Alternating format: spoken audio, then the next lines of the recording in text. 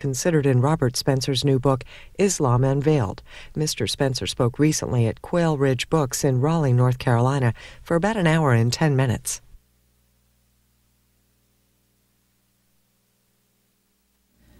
It is our pleasure to have Robert Spencer back in the Triangle with us again. He spent his college years just down the highway from us at Carolina, graduating Phi Beta Kappa with highest honors in 1983. He continued at UNC and received his Master's of Arts degree from the Department of Religion in 1986. He has taught classical literature, history, religion, music, drama, Latin, Greek, Spanish, forensics, and softball. I hope not at the same time. First at Aquinas High School and then at Preston High School, both in the Bronx, and then at Colby Academy in Napa, California. While at Colby, he published the booklet, Classical Education in the Contemporary World. Since July of 2002, he has been the Assistant Director of Religious Education for the Melkite Greek Catholic Diocese of Newton, headquartered in Newton, Massachusetts. He also serves on the board of the Christian Islamic Forum in Burke, Virginia, and as an adjunct fellow for the Free Congress Foundation in Washington, D.C. He is a copywriter for Eagle Book Clubs and editor of the Homeschool Bulletin of the Conservative Book Club, both in Washington, D.C. He has published hundreds of music reviews. For 4 years, he wrote for the website allaboutjazz.com, and since 1998 has been the music reviewer for Cadence magazine. His book, Islam Unveiled, Disturbing Questions About the World's Fastest-Growing Faith, was recently published by Encounter Books, which is part of the nonprofit corporation Encounter for Culture and Education, Inc. The Reverend Richard John Newhouse, author of The Naked Public Square, said of the book, "This is a bracing argument that can help Americans think through what might well turn out to be the greatest religious, cultural, and political conflict of the century." Some of us have come to our interest in the Islamic faith by force through the terrifying attacks on September 11, 2001. Scholars like Robert Spencer, who has been studying the religion for 20 years, have much to offer to our understanding of Islam. Ray Olson, writing about his book in Booklist, calls it alarmingly cogent. Daniel Ali, who is the founder and president of the Christian Islamic Forum, says it is, quote, the first successful attempt at revealing this matter, unquote, of what Muslims believe. Many troubling questions have invaded our minds in the days and months following September 11th. Robert Spencer is here to discuss some of the answers. Please help me welcome him to Quail Ridge Books.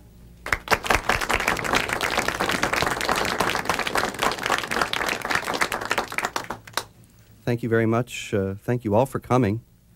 This is a very important issue, as I don't need to tell you, and one about which there's significant high emotions, significant misinformation, and significant distortion. And that's those are some of the main reasons why I wrote Islam Unveiled. People in the United States, whether they're Christians or not, generally tend to think of religion in terms of Christianity, so that they think that it is something that is an individual's faith and an individual matter, something that's between an individual and God, and that it has only a secondary connection to public issues, such that we can put aside our sectarian differences and meet in the public square with various assumptions about tolerance and secularism in place.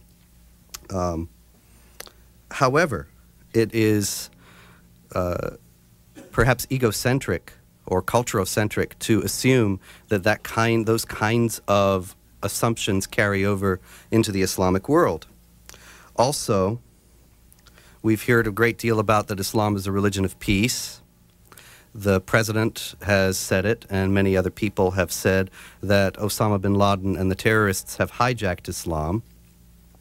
On the other hand, if you read what Osama bin Laden and the terrorists say, they base all their actions very firmly on Islamic religious arguments.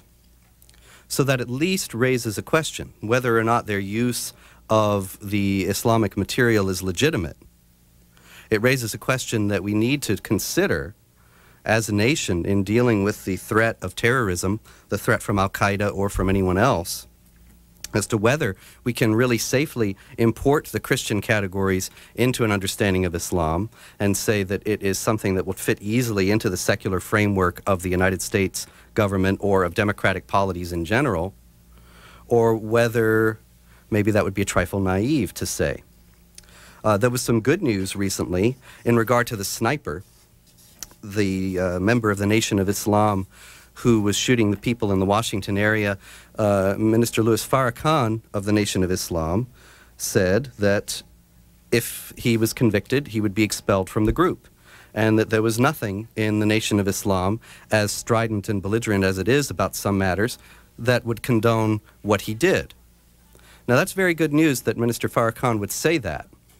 Unfortunately, when you look at the larger world of traditional Islam, it's not so easy to find somebody like that to say Osama bin Laden was wrong and what he did was outside the pale of Islam, and therefore we will, in some sense, excommunicate him or expel him or censure him. I mean, obviously you have many Muslims who did say that and are saying that today. The problem is that there's no central authority in Islam. There's no one person who speaks for Islam the way Minister Farrakhan can speak for the Nation of Islam. And so there's not one single voice. We all wish that the extremist elements in Islam were as marginalized and as small as the media suggests. However, there are very disquieting signs that this may not be the case. And it's not just gloom and doom to point it out, but it's merely good common sense, because after all, if we're going to be in this war on terror, the more we know about our opponent, the better able we'll be to respond to the threat. Now, in fact, there is no real firewall, if you look at the Islamic world, between moderate and extremist elements. In other words, you get the impression, if you read some people's books, not mine, but if you read some people's books, you get the impression that there's Islam, which is the religion of 1 billion people, and it is a peaceful thing. And then there are the extremists over here who are like kooks on the street corner who are raving and have hijacked the thing, and they happen to get a little money and power, and so they were able to knock down the Trade Center. But really, they're on the fringes. However, in reality, there's nothing like the equivalent of the Baptist church on one street and the Catholic church on the other, and they go their own way and they don't have a whole lot to do with each other unless there's an interfaith supper. Actually, there's not a moderate mosque on one street and the extremist mosque on the next block, and they don't have a whole lot to do with each other. They are all mixed up together in the Islamic world. And this is what I will give you examples of. The moderate Muslims have yet to formulate, moreover, a clear and coherent alternate vision of Islam and the Quran that is free of violence. Because the Quran is full of verses which many people will say, well, you can take those a lot of ways, and of course you can take them a lot of ways. But the problem is that the terrorists do take them in a violent way, and the moderates have yet to respond, not to convince Westerners, that's easy, to convince Westerners that Islam is a religion of peace, but the moderates have yet to convince the extremist Muslims, or to even formulate a convincing argument for their co-religionists, that their use of these verses is illegitimate. Verses like this: Prophet, make war on the unbelievers and the hypocrites, and deal rigorously with them. Hell shall be their home, and evil fate. The true believers fight for the cause of Allah, but the infidels fight for the devil. Fight, then, against the friends of Satan. When you meet the unbelievers in the battlefield, strike off their heads, and when you have laid them low, bind your captives firmly. Slay the idolaters wherever you find them, arrest them, besiege them, lie in ambush everywhere for them. If they repent and take to prayer and render the alms levy, that's the jizya, which is a special higher tax on non-Muslims that's in Islamic law, that if you're a non-Muslim living in Islamic society, you pay a higher tax rate than the Muslims. And that's the classic law. It's not enforced everywhere in the Islamic world, but wherever there's a call to enforce the Sharia, the Islamic law, then you have calls for the jizya. In any case, if they pay this, allow them to go their way. Fight for the sake of Allah those who fight against you, but do not attack them first. Now that's the basis for, that's the reason why Osama bin Laden is very careful when he speaks in Arabic to the Islamic world to frame his arguments in a defensive context. He says, we are defending ourselves against people who are attacking the Holy Land, the infidel armies who are occupying the Islamic Holy Land of Saudi Arabia, and so on. And what we did was an act of defense, because this is what the verse says. But it goes on to say, slay them wherever you find them, drive them out of the places from which they drove you. Idolatry is worse than carnage. Now, there are many, many others. Fight against such of those to whom the scriptures were given as believe neither in Allah nor the last day. The people to whom the scriptures were given but who believe neither in Allah nor the last day are the Jews and the Christians, who do not forbid what God and his apostle have forbidden and do not embrace the true faith until they pay tribute, the jizya, again, out of hand, and are utterly subdued. Now, these verses coexist in the Quran with a good many verses, actually fewer, but they certainly are there, that are teaching peace and so on. You've probably heard them. If you kill one innocent person, it's as if you've killed the whole human race. And if you're merciful to one innocent person, it's as if you're merciful to the whole human race, and so on. The dichotomy is generally resolved, and again, I say generally. No one person speaks for the Islamic world, and I'm certainly not pretending to. I've come here to give you some insight into what Muslims themselves are saying, not to really to say anything myself at all. But the dichotomy is generally resolved by a recourse to this verse from the Quran. Muhammad is the apostle of Allah. Those who follow him are merciful to one another, but ruthless to unbelievers. And this is a fundamental distinction that runs through the entire Quran, that the believers, one, should be loving and kind and merciful and gentle toward, but unbelievers have no such claim on mercy. And there is tremendous descriptions of hell and all the things that await the unbelievers, and long descriptions of their perversity and their guilt before God and why God has cursed them. And these verses are the reason why, for example, the ambassador to the United Nations from the Islamic Republic of Iran a few years ago said the concept of human rights, that is the idea that all human beings are equal in dignity before God, the concept of human rights is a Judeo-Christian idea and is alien to Islam. Once again, not my words, but the words of the Islamic Republic of Iran's ambassador to the United Nations. As a result of the existence of verses like this, it's very easy for the extremists to exploit them for their own purposes, however they might be legitimately interpreted. And a lot of people, just by the fact of my quoting them, have said to me over the course of the last couple of months, "You're quoting these out of context." Well, all right. But once again, I'm not claiming to be giving you any kind of authoritative interpretation of it. The problem is that if I'm quoting them out of context, so are millions of Muslims. And the moderates who would say, well, they don't actually refer to something meaning that you should kill people, have yet to, once again, have yet to formulate an argument that would convince the extremists that they are misusing the verses or taking them out of context. See, the Quran is so central in Islam. The idea is it's an eternal book that has existed forever with God in heaven and was dictated by God through the angel Gabriel to the Prophet Muhammad, piece by piece, until he had the entire copy of this eternal and perfect book.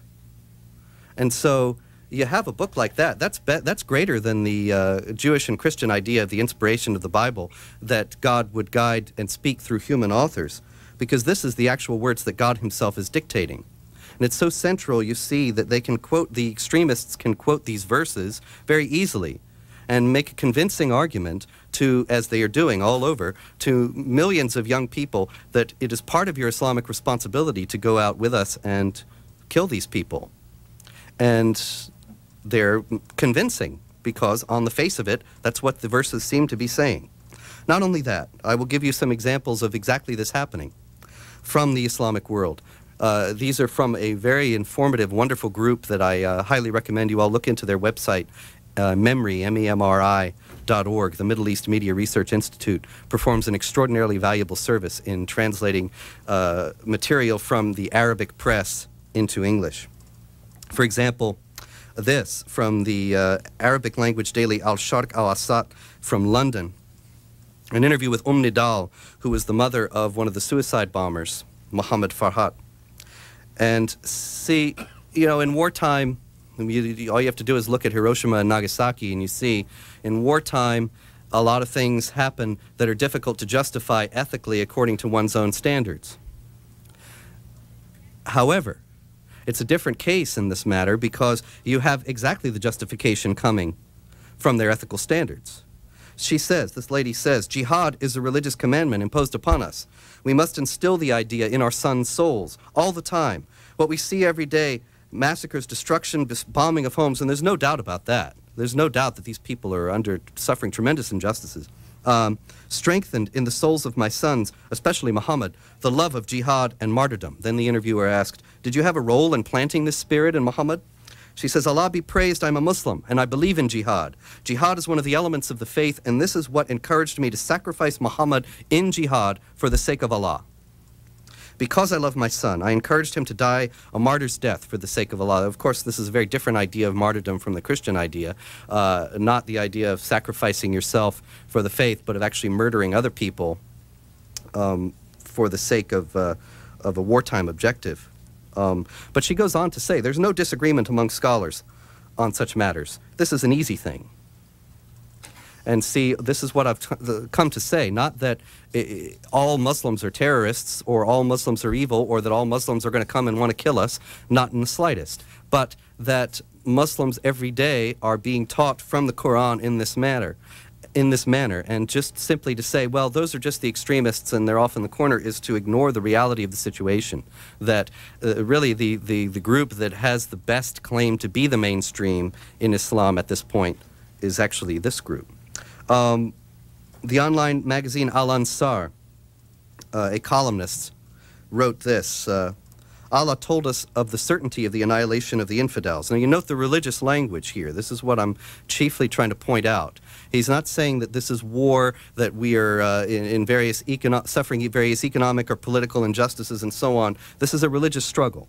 He clarified that this would be achieved in one of two ways, by means of a direct act of Allah or by means of the Muslim group, which would, in accordance with the Islamic commandment, serve as an implement for carrying out this divine decree. Quoting the Quran, Surah 9:52, Allah will torture the infidels himself or at our hands.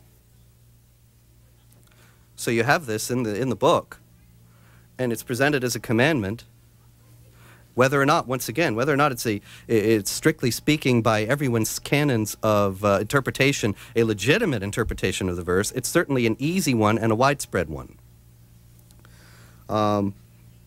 Sheikh Omar Bakri of Britain, who was he made the headlines for holding a rally last September 11th, 02, in support of Al-Qaeda's actions on September 11th, 01.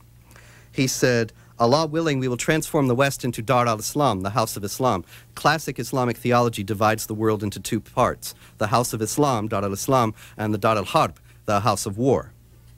And the House of War must always diminish before the House of Islam's advances, which can be by military force. Allah willing, we will transform the West into Dar al-Islam by means of invasion from without. If an Islamic state arises and invades the West, we will be its army and its soldiers from within. If not, we will change the West through ideological invasion from here without war or killing. Now, the very interesting thing about Bakri is that they asked him then, he's a very fascinating character in many ways, and he's very clever. They asked him, how can you stay here as a British citizen and preach the destruction of the British state? And he says this, as long as my words do not become actions, they do no harm. Here, the law does not punish you for words as long as there's no proof you've carried out actions. In such a case, you're still on the margins of the law and they cannot punish you. If they want to punish you, they must present evidence against you. Otherwise, their laws will be in a state of internal contradiction. And that he's absolutely right. How far can a tolerant state go tolerating a group that's determined to kill it? He goes on to say, then this will serve Islam, because we will be able to claim that the capitalist camp has failed in the face of the Islamic camp in actualizing the things in which it believes, freedom of expression. Either you have freedom of expression or you don't. But how much freedom of expression can you have when the people are expressing, we will kill you all, we will destroy this? Friday sermons from Saudi Arabia. Every Friday, good Muslims go to the mosque and they hear khutbah, the Friday sermon. And the imams who teach the Friday sermons in our ally Saudi Arabia had this to say recently. in Medina, one of the holy cities of Islam, Sheikh Abdulaziz Qadi said, two groups, the Jews and the Christians, are the main elements constituting the camp of kufr, unbelief, and will continue to be its two foundations until Allah allows their downfall and annihilation at the end of days. In conjunction with this, in a mosque in Mecca, another sheikh said, the call for the unification of religions, he was discussing the visit of the Pope to the mosque in Syria. They were very upset about that and saying that they're trying to bring all these religions together. The call for the unification of religions will lead to presenting the infidel school of thought as correct and to silence regarding them, to permitting conversion to Judaism and Christianity with no shame whatsoever. And I quote that because I wanted to point out that in classic Islamic law, once again, a convert from Islam to Christianity or to any other religion is under a death sentence. And this indicates that they take that very seriously. I know personally some very fine men who've converted from Islam to Christianity, and they have taken assumed names. They're not in particular danger here in the United States, at least we hope, but for the sake of their families, who are still Muslims in their home countries, they have to disassociate themselves from them.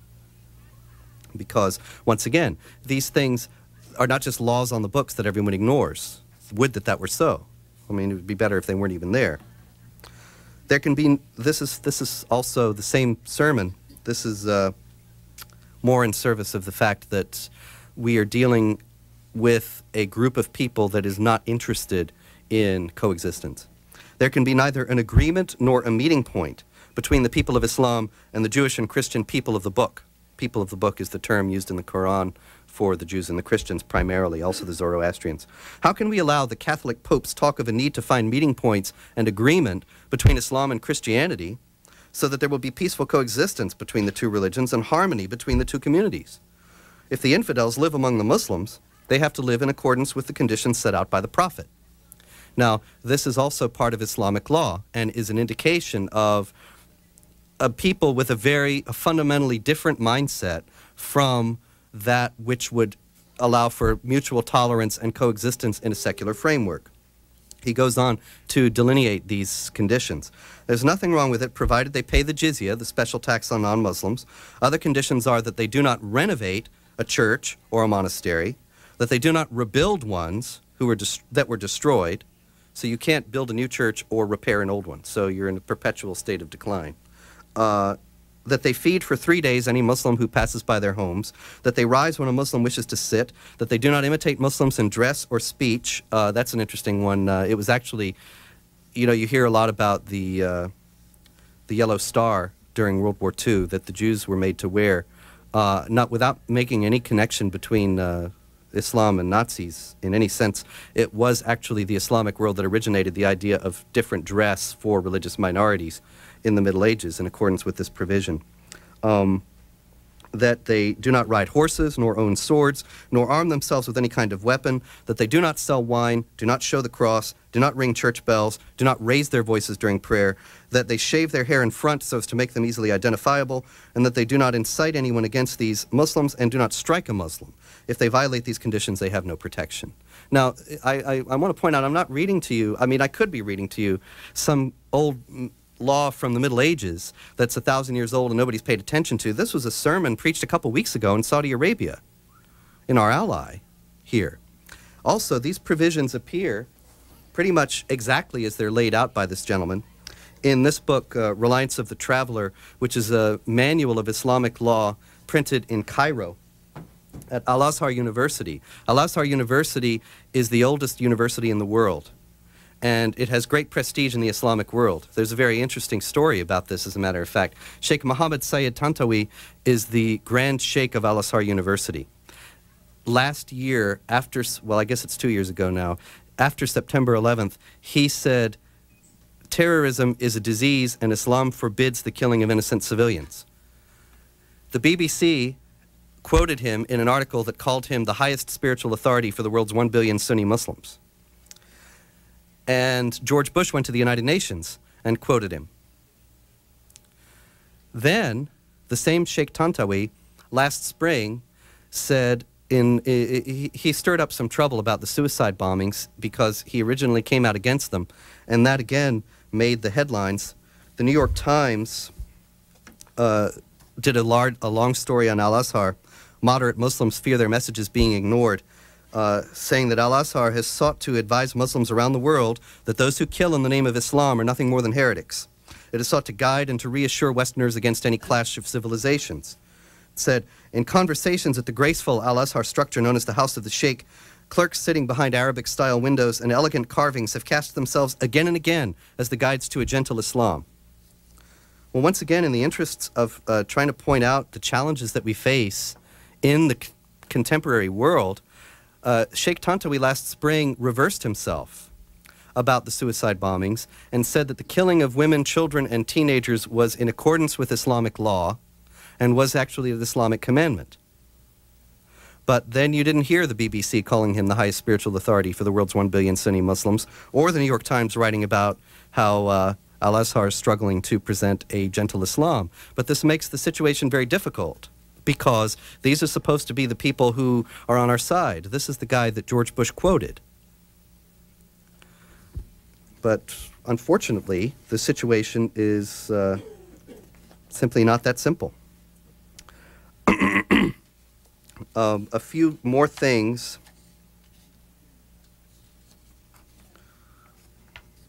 that I need to point out.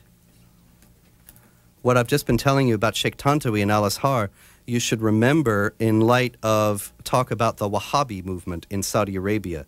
You hear a lot about the Wahhabis, and there is a book out now, as a matter of fact, that argues that the Wahhabi movement is actually responsible for the extremism in Islam and has spread this extremism all over the world, but that actually they represent a tiny minority of Muslims. And if the Wahhabis were stamped out, they're the regime in control of Saudi Arabia, then presumably our troubles would be over. But what I just quoted to you about Al-Azhar has nothing to do with the Wahhabis. Sheikh Mohammed Sayyid Tantawi is not a Wahhabi, and the people who produced this book are not Wahhabis. This book has in it instructions about jihad and about waging war against non-Muslims. Quoting the Prophet Muhammad, "I have been commanded to fight people until they testify that there is no God but Allah and that Muhammad is the messenger of Allah. Perform the prayer and pay zakat," that's paying alms. "If they say it, they have saved their blood and possessions from me, except for the rights of Islam over them." So in other words, if they don't say it, they haven't saved their blood and possessions from him. But the point is that this is not a book produced by a lunatic fringe. This book is produced by the oldest Islamic university in the world, by a tremendously respected organization, and it also carries endorsements from the president of the International Institute of Islamic Thought, from the Grand Mufti of the Jordanian Armed Forces, and from the Grand Imam of the Mosque of Darwish Pasha in Damascus. So you have Syria, Jordan, Saudi Arabia, and Egypt. And then it begins to look like, well, if these people are lining up against this, then who's the mainstream and who's the fringe?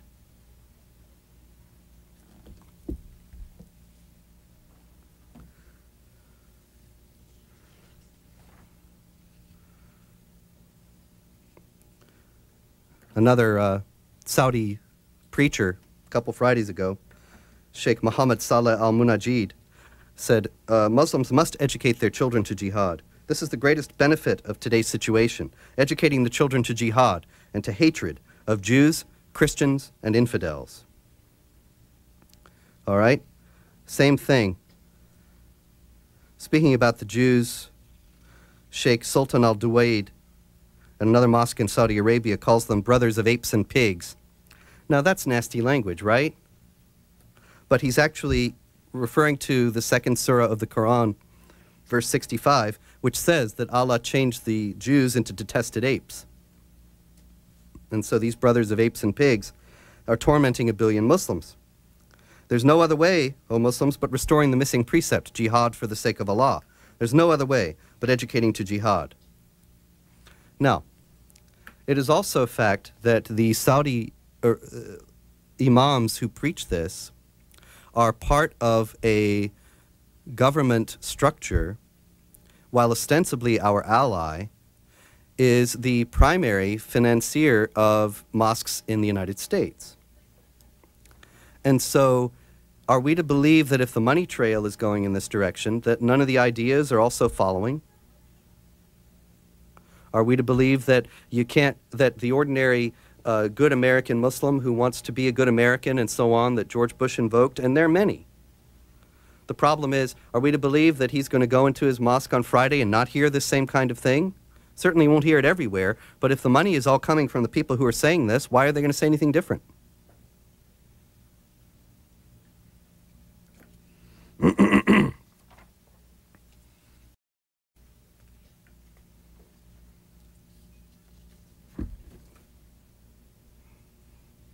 No.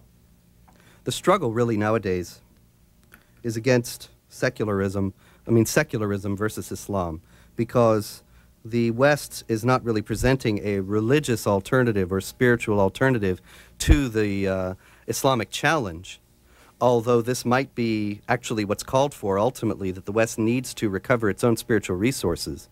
And I would certainly think that that's the case. But at this point, it's really a struggle between consumerism and Islam, or secularism, secular materialism and Islam. And so, for example, you have, in 1987, an American journalist, Charles Glass, decided to walk from Turkey to Egypt. It might not have been very wise, and sure enough, in Lebanon, he was kidnapped by the Hezbollah and held as a hostage.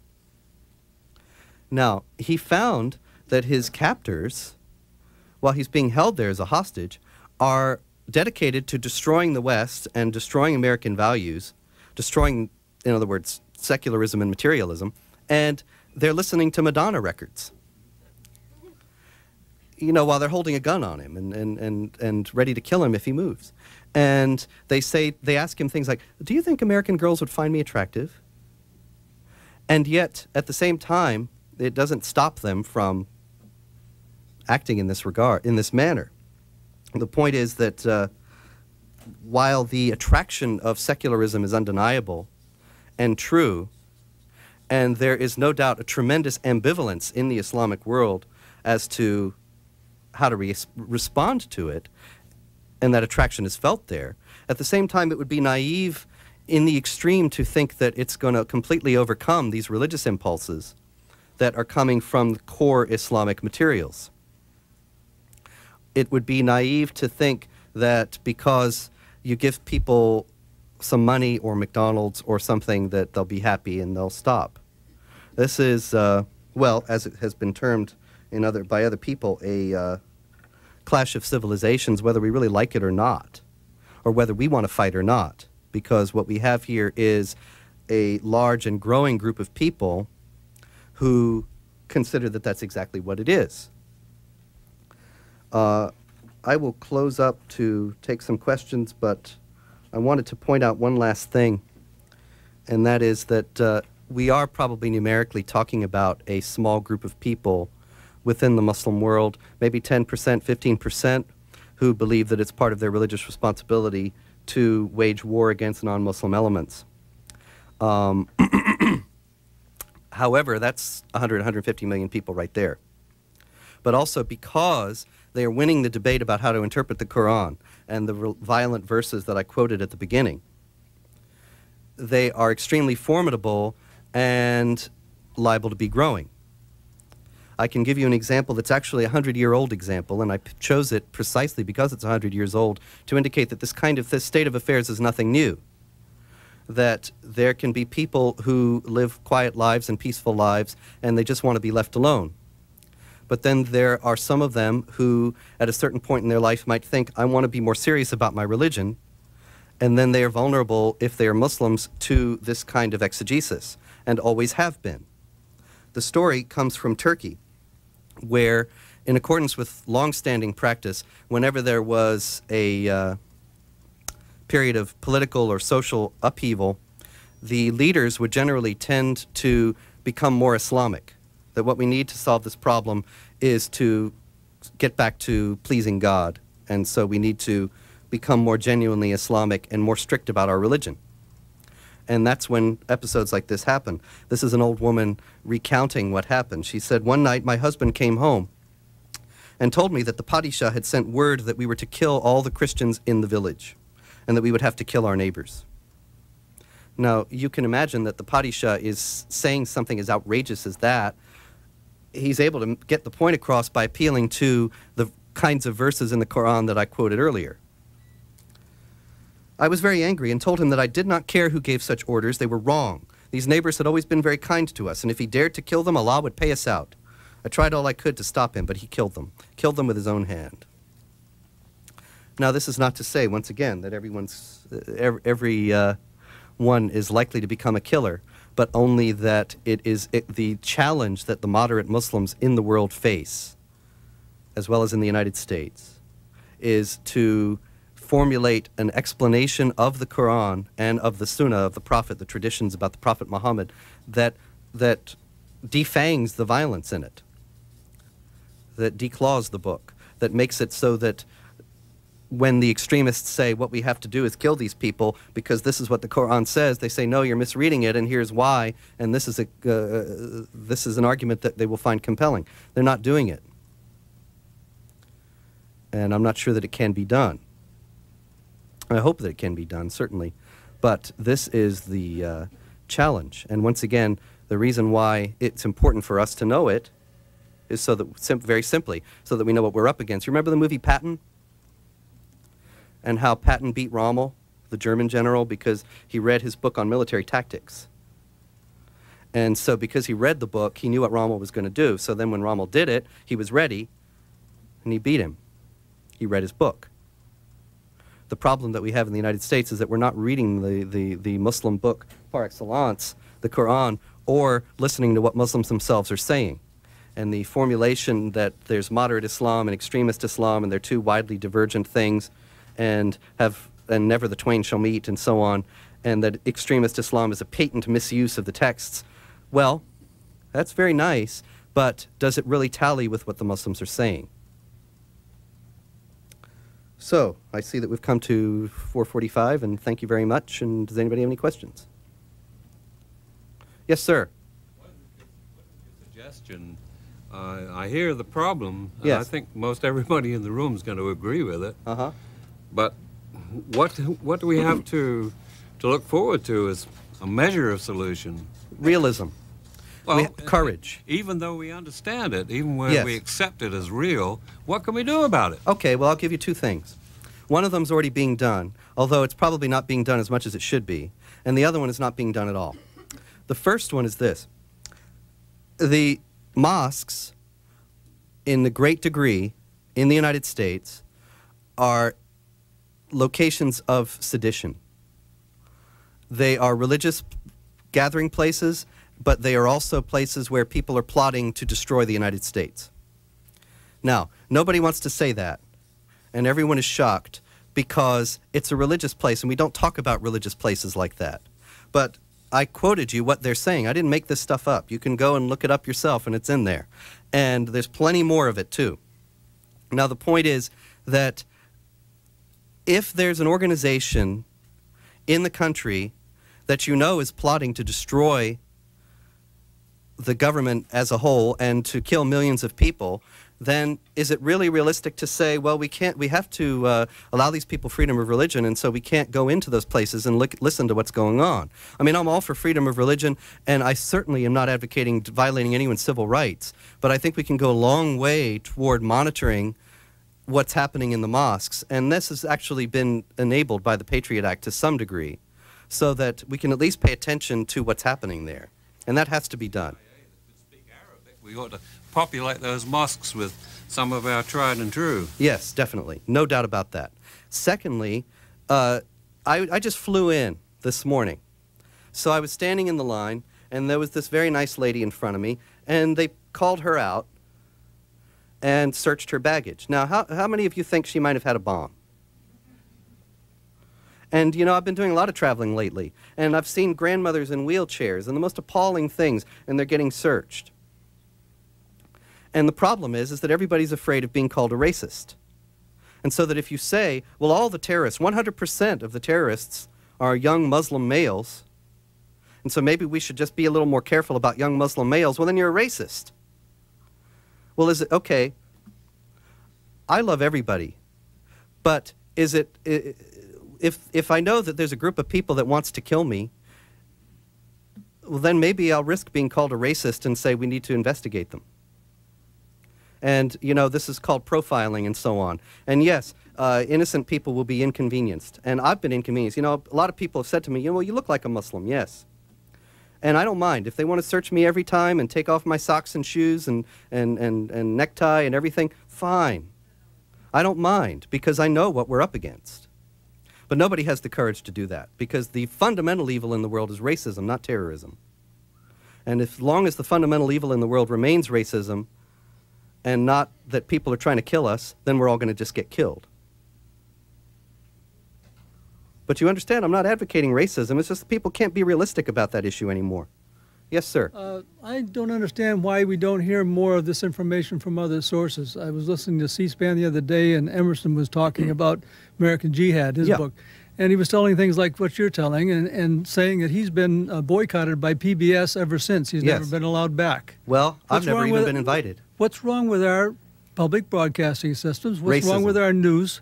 They're afraid to tell the truth. Yes, because they'll be called racist. It's totally scary. But see, I'm not even talking about a race. First line of defense is our news, and we're not getting the news. I mean, see, it's absurd on the face of it, because the Muslims are not one race. It's racist to call racism when you're talking about Islam, because Islam is a multicultural, multinational entity.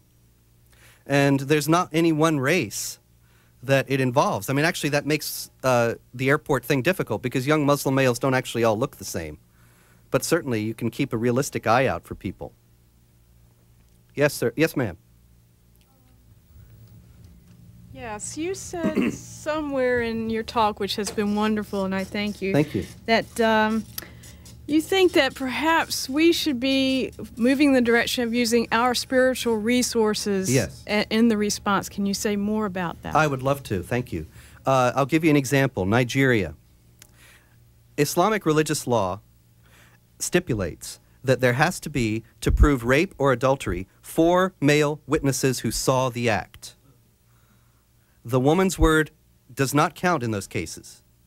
So if a woman is raped and she goes to the authorities and says, I was raped, worthless, means nothing.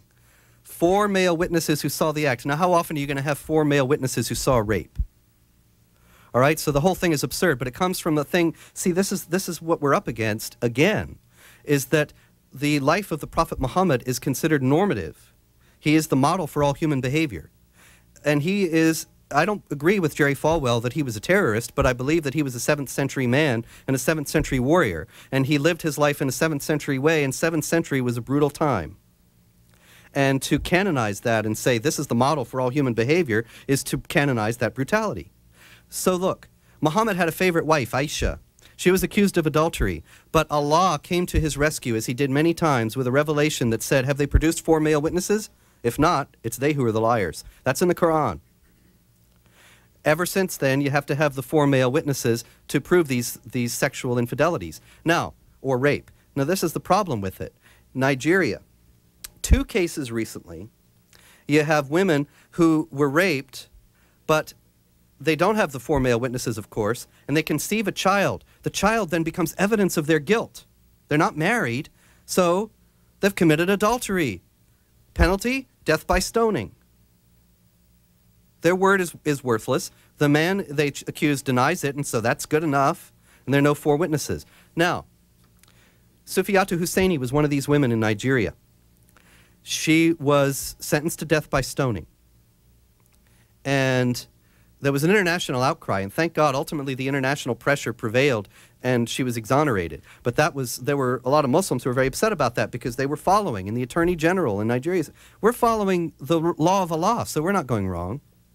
But anyway, look, the Archbishop of Lagos, Nigeria, the Roman Catholic Archbishop of Lagos, offered to the Muslims, stone me in her place.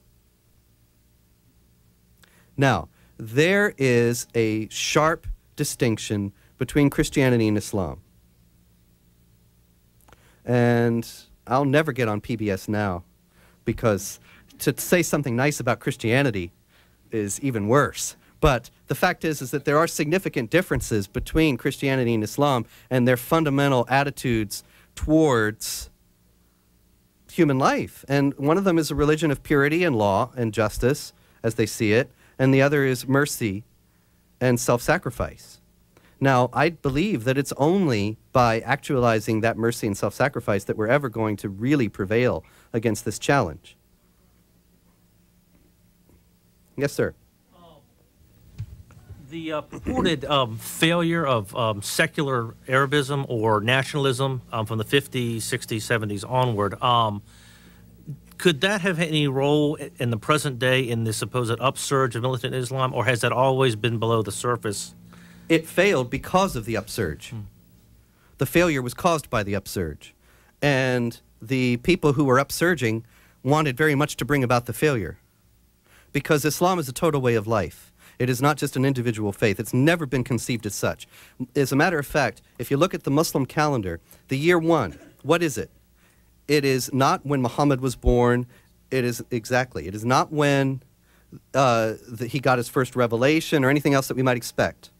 It's what? It is the Exodus from Medina. Well, it's more importantly about that. It's the flight from Medina, but the reason why that's considered the year 1 is because the first time, it is the first time, I don't want to take all the time to recount the history of it, but in short, it is when Muhammad became for the first time the leader of a political community, a head of state and a head of an army, as well as just a preacher. That's the year 1, because Islam is not just an individual faith, but a political and a social system.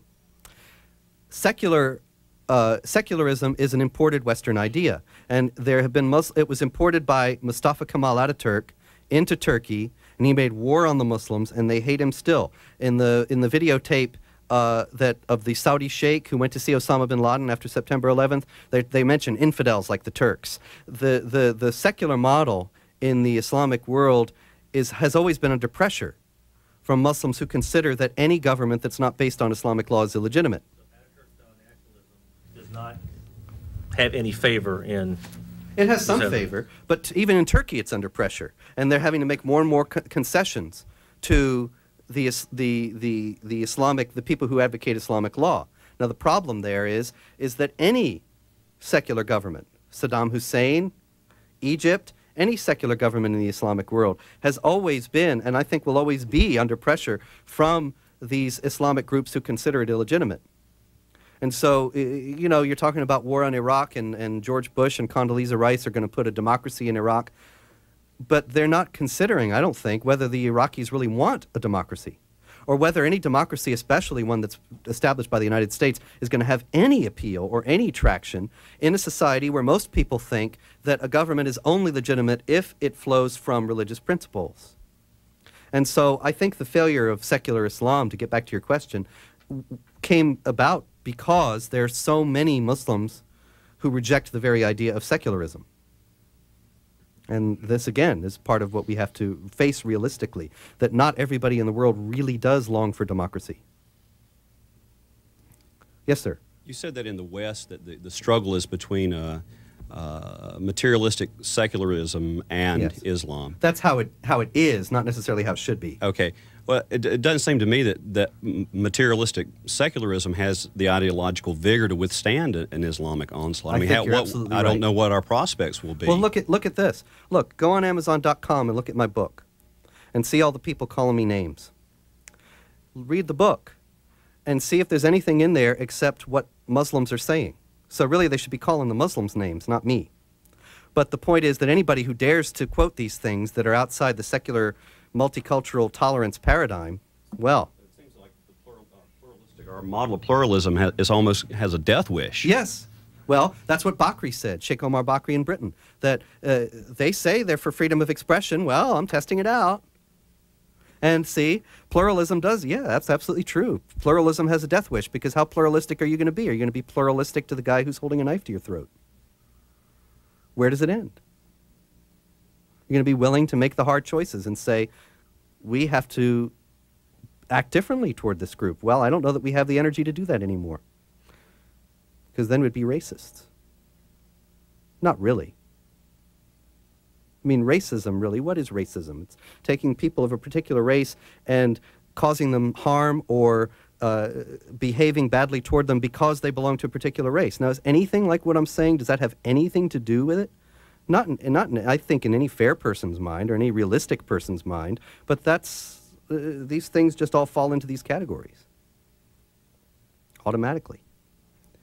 Such is the state of American political discourse today. Yes, sir. It seems to me that this crisis should bring us to grips with the real issue, which is the religions of the world are based on imaginations of human beings.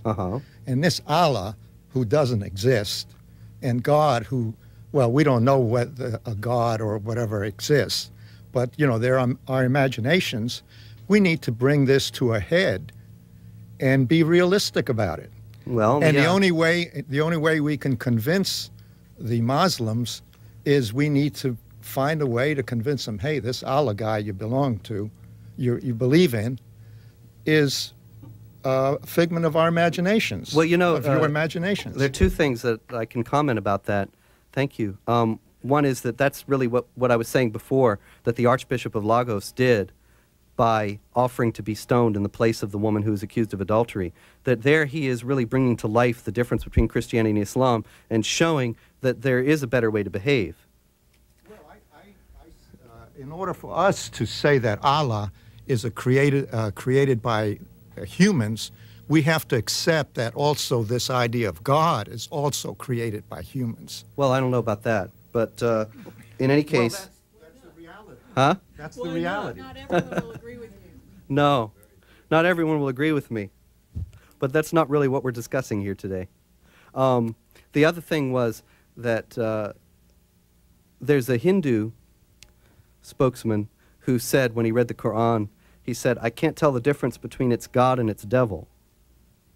And that's very hard to get anyone who's within the Islamic system to face up to, but there's plenty of reasons why he would say that. Like, for example, in the Quran, Allah says, if I had wished, I would have guided everyone to the truth.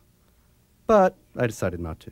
And so he's going to send these people to this terrible, lurid hell, which is described in there, simply on a whim, basically, because he chose not to guide everyone to the truth. And, well, these are the kinds of internal contradictions and pressures that the thing is operating under. But the problem is that there's no self-criticism within the Islamic world that allows these things to be looked at critically.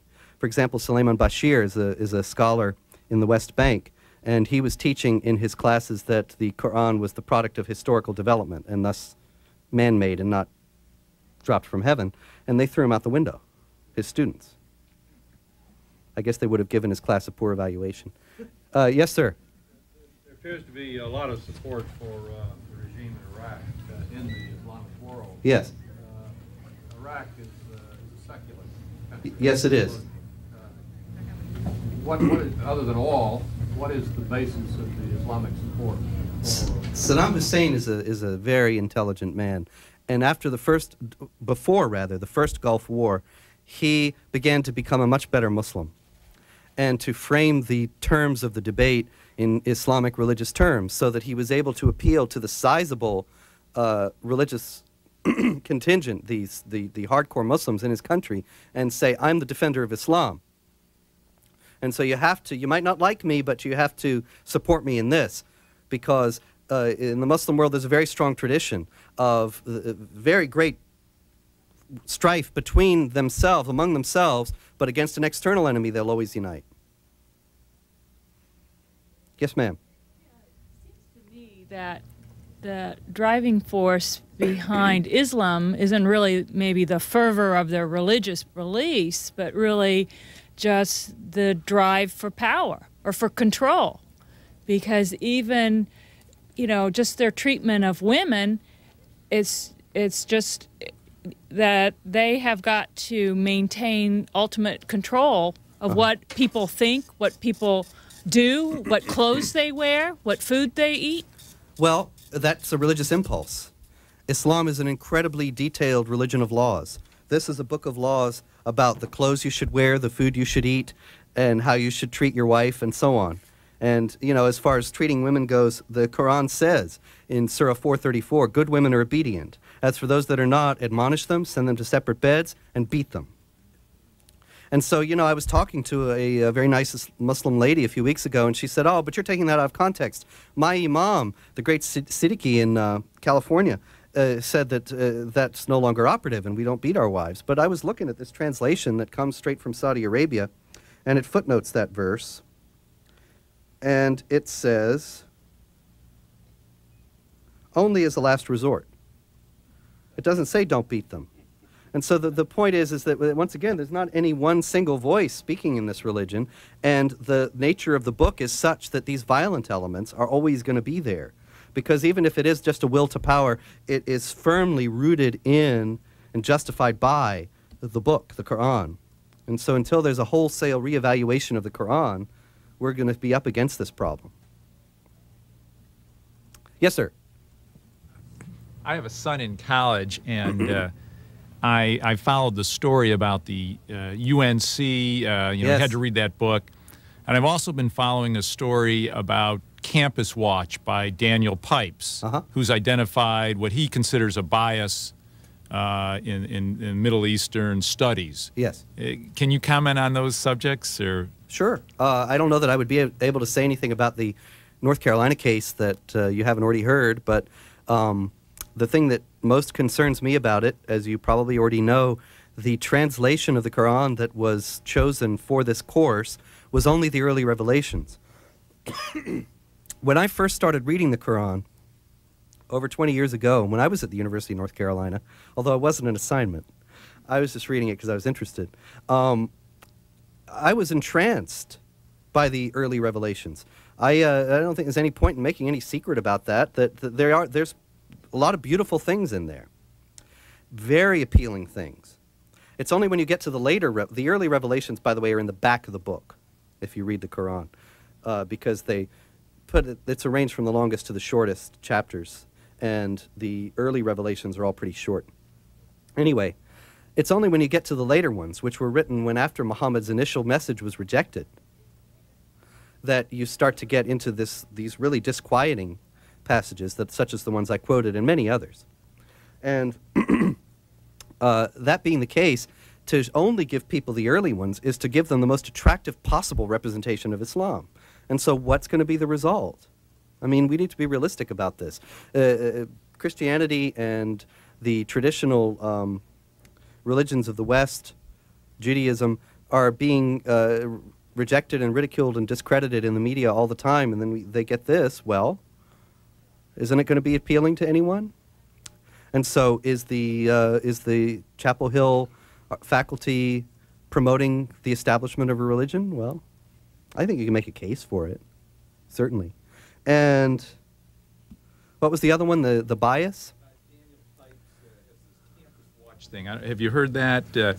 What in particular about it? Well, he feels that the Middle Eastern studies academic programs have been hijacked by people with one view. Yeah, no doubt about it. And so he set up a website that identifies actions or you know, people who have done what he thinks are very biased talks or whatever. Well, I just don't think there's any doubt about that.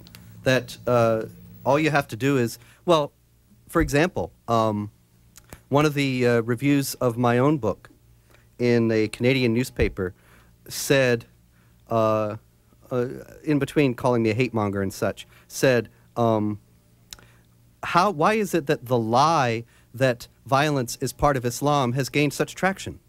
They don't support that it's a lie. They don't give any reason to think that it's a lie. They don't address any of the things that I've just given you to show that it might not be a lie, but they just call me names and say it's a lie. And I think, well, that's pretty much par for the course from what you're going to get from most media outlets today.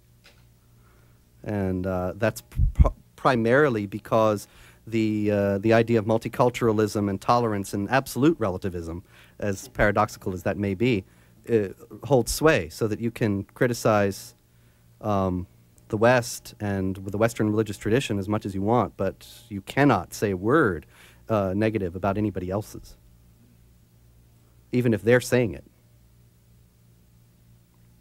Yes, sir.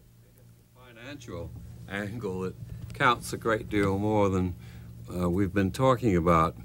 I mean, should we go on holding our noses and doing business with the Saudis? Why would it not have been better had a secular Saddam Hussein taken over that entire area? Let them do business with a secular controller instead of with a religious controller. It's a good question. And there's also the question of the Alaskan oil reserves and the role that they could possibly play in lessening the dependence on Middle Eastern oil.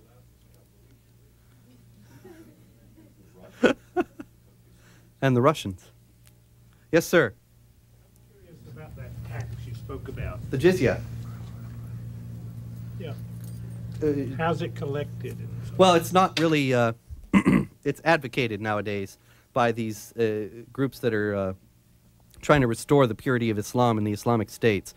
I don't think that it is actually on the books in any Islamic state today. It is? Yemen, of course. I should have known it would be Yemen. Thank you. Anyway. One of your children, you contribute that instead of the tax. Oh, well, that's a historical fact. In the Turkish Empire, as well as in the early Islamic empires that came up out of Arabia, the tax was so prohibitive that, as the gentleman pointed out over here, sometimes people had to actually give their children as slaves to pay the rate of the tax. The tax actually is based on the verse in the Quran that I quoted earlier that says, until they pay the tax and are utterly subdued.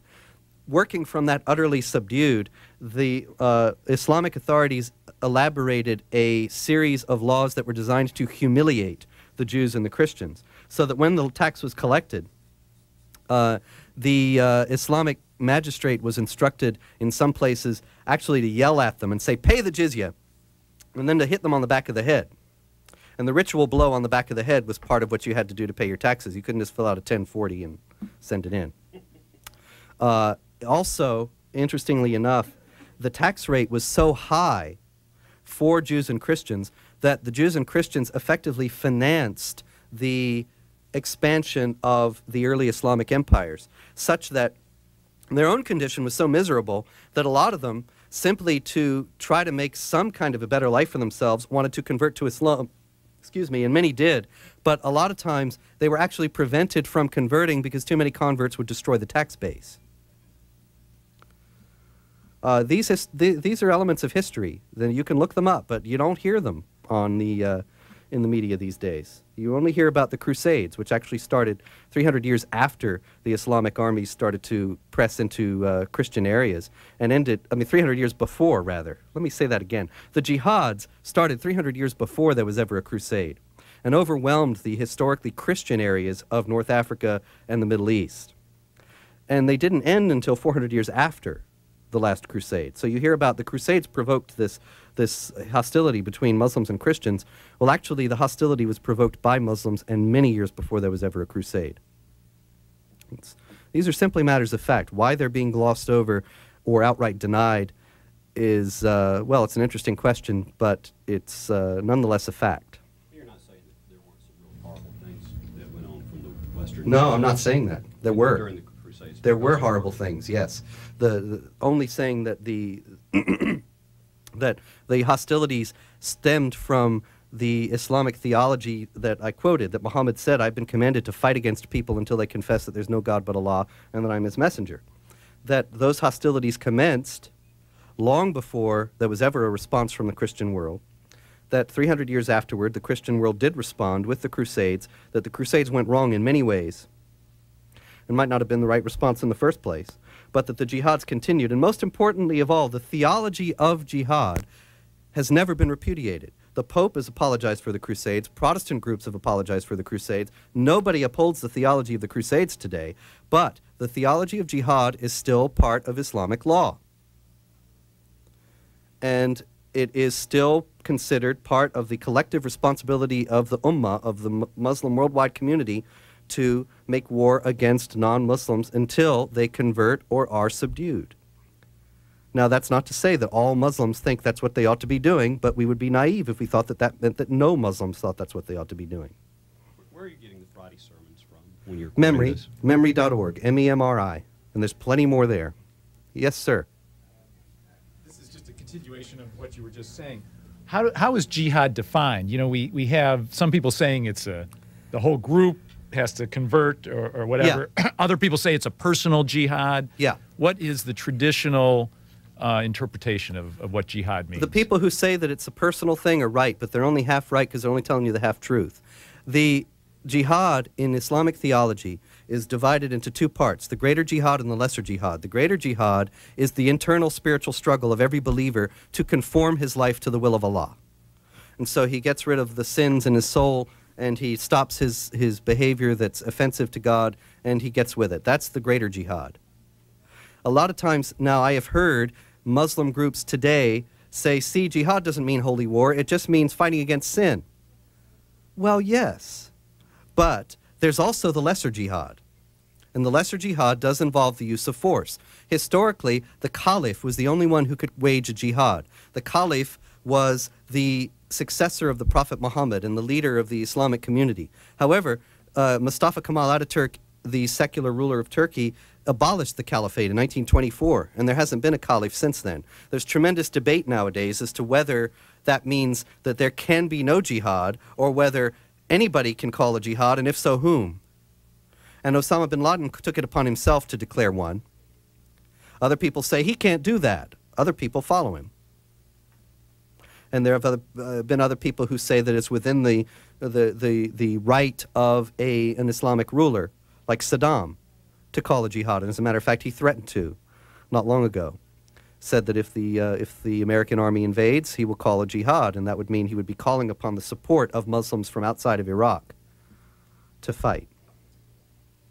One more question. Yes, ma'am. What it all seems to come down to is a psychopathic death cult. And they're halfway there by denying the humanity of women. Well, I wouldn't go so far as to say they deny the humanity of women, but certainly they are very clear in the Quran that men are superior to women, with statements that are much stronger than anything you find in the older New Testament. But as far as the death cult goes, you remind me of Osama bin Laden saying, we love death as much as the Westerners love life, and therefore we will win, we will defeat them.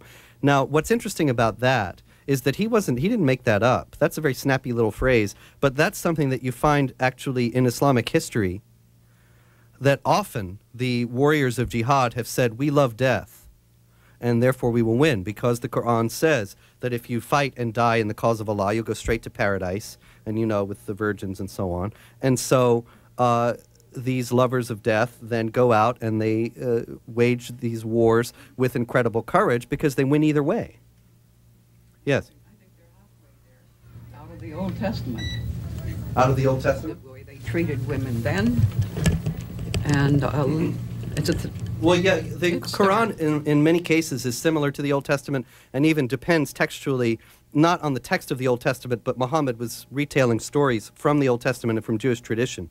The problem, once again, is that while Judaism and Christianity have been able to develop because of the strong teachings about the equality of rights of every human being before God, Islam has never been able to because of the idea of the Quran as being dictated by God. It doesn't allow for yeah, because there's no slippage, there's no traction, there's no development, because it's all what God said. And so Jesus came along and said, you've heard that it was said, an eye for an eye, a tooth for a tooth, but I say to you, do not resist one who is evil, but turn the other cheek. Whereas in Islam, there's all this single message of be merciful to one another, but ruthless to unbelievers, and so on, and it's all God's eternal word. It's as relevant now as it was when it was written. This Jesus, he came along preaching and practicing the feminine virtues of kindness, decency, honesty, and all that jazz. Kindness, decency, and honesty, absolutely. I certainly think that that's part of the solution here, that if people have the courage, it takes a great deal more courage to live that way than to respond with violence. And if people have the courage to respond that way in a large enough group, then maybe we'll be able to make some traction here. That's a good way to end. Well, thank you very much. I want to thank him so much for taking your time out of your busy schedule to talk to us. Thank you. Thank you.